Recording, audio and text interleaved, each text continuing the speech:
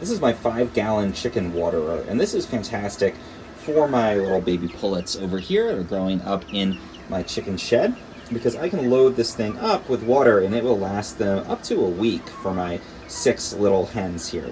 And even for bigger hens, this will last quite a long time.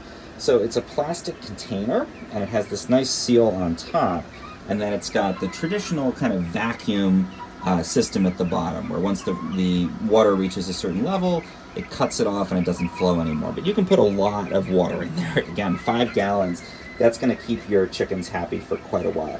One thing I like about it is that 5 gallons is very, very heavy. So it's probably 45 pounds when you have the weight of this thing. And maybe that doesn't seem like a lot, but to carry this around, it's sloshing, it's heavy, it's not that well kind of balanced, it's tough to do. So what I like is that instead of having to do that, they have this system where there's this little plug you can screw onto the threads at the bottom here, and then you can safely open this sealed top and pour water in, and it's not going to spill out because it's kind of cutting off that vacuum. There's a nice gasket at the top. You fill this up. Again, I like to use a big jug, and I just bring water until it's nicely filled. And then you can just open this little one thing down at the bottom, and the water is going to flow out until it reaches the point where it fills it up, and then it's going to stop.